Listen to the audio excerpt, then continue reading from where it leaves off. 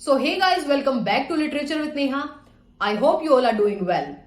तो आज की हमारी इस वीडियो का टॉपिक है पोर्फिरियाज लवर, एक ऐसी पोएम जिसके बिना हम कह सकते हैं कि लिटरेचर अधूरा है, एक ऐसी पोएम जिसको लिटरेचर के हर एक स्टूडेंट को पढ़ना चाहिए। तो आज की इस वीडियो में हम इसी टॉपिक को कवर करेंगे। इस वीडियो में हम पोएम से रिलेटेड सारे इंपॉर्टेंट पॉइंट्स को डिस्कस करने वाले हैं, लाइक पोएम का text, title, theme, central idea, background and most important poem से रिलेटेड कुछ इंपोर्टेंट क्वेश्चंस जो हम इस वीडियो के एंड में देखेंगे। So stay tuned till and. तो ये पोएम लिखी है विक्टोरियन एज के फेमस पोइट रॉबर्ट ब्राउनिंग ने। रॉबर्ट ब्राउनिंग के बारे में एक बात जानना बहुत जरूरी है। ये विक्टोरियन एज के वो पोइट हैं जो अपने ड्रामेटिक मोनोलॉग्स के लिए फेमस हैं। ड्रामेटिक मोनोलॉग क्या होता है ये तो आपको पता ही होगा। इस टर्म का मतलब क्या है, इसका ओरिजिन कब, कैसे और कहां हुआ, इन सारे सवालों के जवाब में मैंने एक स्पेसिफिक वीडियो बनाया हुआ है, तो आप चाहें तो वो वीडियो भी देख सकते हैं। इन शॉर्ट, ड्रामेटिक मोनोलॉग एक ऐसी पोएम होती है जिसमें एक स्पीकर होता है, एक लिसनर होता है, लेकिन पूरी पोएम के दौरान केवल स्पीकर बोलता है और लिसनर साइलेंट लिसनर होता है, अक्सर जिसका कोई भी रिएक्शन पोएम में मेंशन नहीं किया जाता। आई होप यहां तक के सारे पॉइंट्स आपको क्लियर हैं। So let's begin. तो ये पोएम एक स्टोरी की तरह प्रेजेंट की गई है और यहाँ पर हमें एक छोटा सा इंसिडेंट बताया गया है। मेनली इस पोएम में दो कैरेक्टर हैं, एक पोर्फिरिया और दूसरा पोर्फिरिया का लवर। या स्पीकर पोर्फिरिया का लवर है जो पूरी पोएम हमें बताता है, और लिसनर है पोर्फिरिया। ये दोनों हमेशा साथ रहना चाहते हैं, पर इनमें क्लास डिफरेंस है और सोसाइटी की वजह से ये साथ नहीं रह सकते। लेकिन लवर चाहता है कि पोर्फिरिया हमेशा उसी के साथ रहे और वो नहीं चाहता कि पोर्फिरिया किसी और की हो, इसलिए वो पोर्फिरिया का मर्डर कर देता है। बस यही पोएम का सेंट्रल आइडिया और बैकग्राउंड है। अब आते हैं पोएम के टेक्स्ट पर। इस स्टैंजा में लवर अपनी बिलवेड पोर्फिरिया के आने का इंतजार कर रहा है, लेकिन बहुत तेज तूफान आ रहा है तो इसे लगता है कि शायद पोर्फिरिया से मिलने के लिए नहीं आ पाएगी। The rain set early in tonight. Lover कहता है कि आज की रात बारिश बहुत जल्दी ही शुरू हो गई। The sullen wind was soon awake. Sullen का मतलब है सैडनेस, कि हवा भी बहुत जल्दी ही जाग गई, यानी बहुत तेज हवा चल रही है और इस हवा में एक अलग सी सैडनेस है। It tour the Elm tops down for spite. और इस तेज हवा ने एल्म ट्रीज के टॉप्स को तोड़कर नीचे गिरा दिया है। फॉर स्पाइट मतलब अपने आनंद के लिए। And did its worst to vex the lake. और इस हवा ने लेक को भी परेशान करने की पूरी कोशिश की है। मतलब ये जो तेज हवा चल रही है ये लेक को भी डिस्टर्ब कर रही है। I listened with heart fit to break. कि मैं इस तूफान को सुन रहा था और अब मेरा दिल टूटने वाला था। ऐसा लवर ने इसलिए कहा है क्योंकि ये पोर्फिरिया का इंतजार कर रहा है, लेकिन अब इसे लग रहा है कि इतने तेज तूफान में पोर्फिरिया इससे मिलने के लिए नहीं आ पाएगी। वैन ग्लाइडेड इन पोर्फिरिया। और तभी पोर्फिरिया अंदर आती है। Straight she shut the cold out and the storm.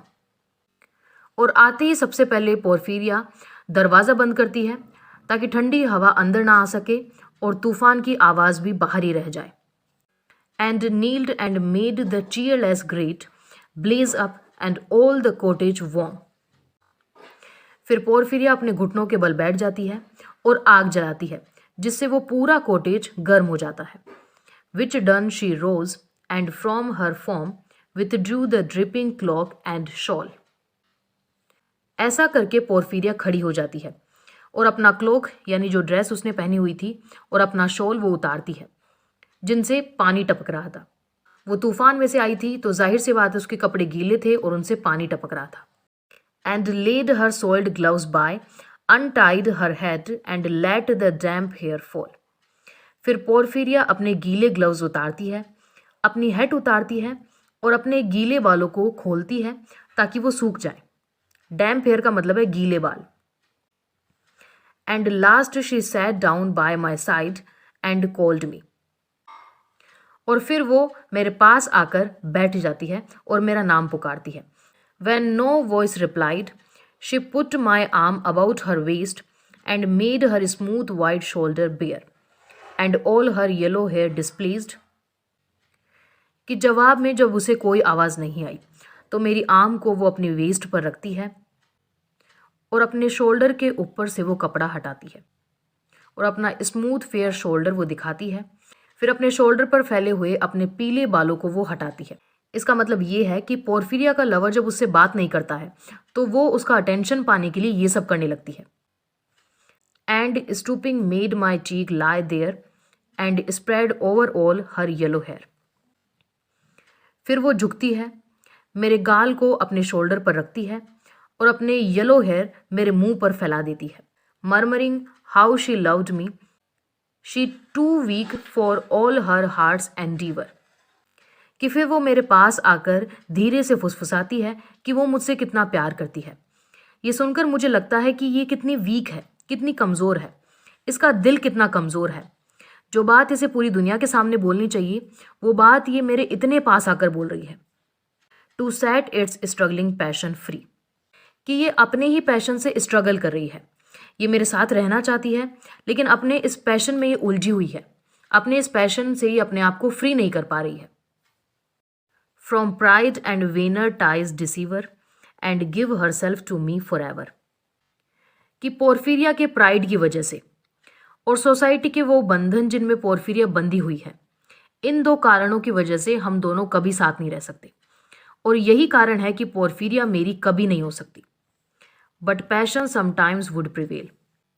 और अक्सर पोर्फिरिया ये छुपाने की कोशिश करती है कि वो मुझसे कितना प्यार करती है और कौन से रीजंस की वजह से हम दोनों साथ नहीं रह सकते, लेकिन उसके एक्शंस में कहीं ना कहीं उसका ये पैशन बाहर निकल ही आता है। Nor could tonight's gay feast restrain a sudden thought of one so pale, for love of her and all in vain। कि आज रात एक फीस्ट थी, एक बहुत बड़ी पार्टी थी जिसमें पोर्फिरिया गई थी, लेकिन उसका वहां पर मन नहीं लगा। उसे अचानक एक विचार आता है जिसमें उसे एक पीला चेहरा नजर आता है और फिर वो यहां अपने लव के लिए आ जाती है। So she was come through wind and rain. और इसीलिए पोर्फिरिया इतने तूफान में मुझसे मिलने के लिए आई है। यहाँ लवर अपनी बात कर रहा है कि पोर्फिरिया एक पार्टी में गई थी और उसे बार बार मेरी याद आ रही थी, तो वो पार्टी को छोड़ करके इतने तूफान में भी मुझसे मिलने के लिए आई है। Be sure I looked up at her eyes happy and proud. कि पोर्फिरिया सच में इतने तूफान में मुझसे मिलने के लिए आई थी, इसकी श्योरिटी के लिए मैंने उसकी आंखों में देखा। तब मुझे पता लगा कि वो मेरे साथ कितनी खुश थी और प्राउड फील कर रही थी। At last I knew Porphyria worshipped me, surprise made my heart swell and still it grew while I debated what to do. और फिर मुझे पता लगा कि पोर्फिरिया मुझे कितना मानती थी, वो एक तरह से मेरी वर्शिप करती थी।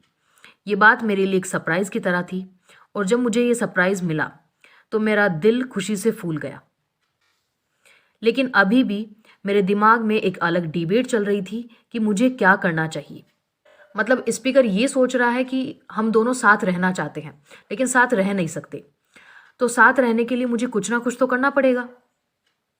That moment she was mine fair perfectly pure and good. कि उस पल पोर्फिरिया मेरी थी और सिर्फ मेरी थी। फेयर यानी बहुत खूबसूरत लग रही थी, परफेक्टली प्योर यानी वर्जिन थी, एंड गुड यानी अच्छी थी, नोबल नेचर की थी। ये सारी अच्छी क्वालिटीज पोर्फिरिया के अंदर थी। I found a thing to do and all her hair in one long yellow string I wound.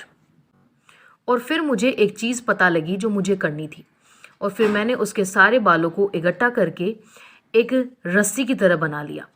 3 times her little throat around and strangled her. और फिर मैंने उसी के बालों को उसके गले के चारों तरफ 3 बार घुमाया और उसका गला घोंटकर उसे मार दिया। No pain felt she, I am quite sure she felt no pain as a shut bud that holds a bee. Lover कहता है कि पोर्फिरिया को बिल्कुल दर्द नहीं हुआ। इस बात के लिए मैं श्योर हूं कि उसे बिल्कुल दर्द नहीं हुआ। जैसे एक कली एक बी को अपने अंदर बंद कर लेती है, ठीक वैसा ही पोर्फिरिया को फील हुआ होगा, उससे ज्यादा नहीं। I warily opened her lids again, laughed the blue eyes without a stain. फिर मैंने उसकी पलकें उठाई और उसकी ब्लू आइज को देखकर बिना किसी शर्म के मैं हंसने लगा। And I untightened next the dress about her neck. Her cheek once more blushed bright beneath my burning kiss. फिर मैंने उसके गले पर फैले हुए बालों को हटाया और उसे किस की, जिससे उसके गाल ब्लश करने लगे। ऐसा सिर्फ लवर को लग रहा है, बाकी उसे गला घोटकर मारा गया था, इसलिए उसका चेहरा लाल पड़ गया था। I propped her head up as before, only this time my shoulder bore her head which drops upon it still the smiling rosy little head. और फिर मैंने उसका सिर उठाया और उसे मेरे बगल में बिठाया। इस बार सिर्फ इतना फर्क था कि उसका सिर मेरे शोल्डर पर था, पहले मेरा सिर उसके शोल्डर पर था। वो मेरे ऊपर झुकी हुई थी और बिल्कुल शांत थी, और उसके फेस पर एक छोटी सी रोजी पिंक स्माइल थी। So glad it has its utmost will that all it scorned at once is fled and I its love am gained instead. Lover कहता है कि पोर्फिरिया के साथ मैंने जो किया उसमें उसका भी फायदा है और मेरा भी। उसकी ये इच्छा थी कि वो हमेशा मेरे साथ रहे, और ये कितनी खुशी की बात है कि उसकी इस इच्छा को मैंने पूरा कर दिया। और मेरा फायदा ये है कि मुझे पोर्फिरिया का प्यार हमेशा के लिए मिल गया। Porphyria's love she gazed not how her darling one wish would be heard. कि पोर्फिरिया ने ऐसा कभी नहीं सोचा होगा कि उसकी इस विश को मैं इस तरह से पूरी करूंगा। And thus we sit together now and all night long we have not stirred and not yet God has not said a word. और अब हम दोनों यहाँ एक साथ बैठे हैं। पूरी रात बीत गई लेकिन हमारे बीच कोई भी मोमेंट नहीं हुआ, और यहाँ तक कि गॉड ने भी एक भी शब्द नहीं कहा। यानी लवर ये कहना चाहता है कि पोर्फिरिया के साथ जो मैंने किया वो शायद गॉड को भी गलत लगा होगा, लेकिन फिर भी गॉड ने मुझे एक भी शब्द नहीं कहा। इसका मतलब यही है कि गॉड को भी यही लगा है कि मैंने पोर्फिरिया की इच्छा को पूरा करके सही किया। तो इसी के साथ ये पोएम कंप्लीट होती है। आई होप पोएम आपको क्लियर हो गई होगी। अगर वीडियो पसंद आया है और आपके लिए थोड़ा सा भी हेल्पफुल रहा है तो लाइक ज़रूर करें। Meet you soon with new video. Till then keep watching, keep learning. Thank you so much.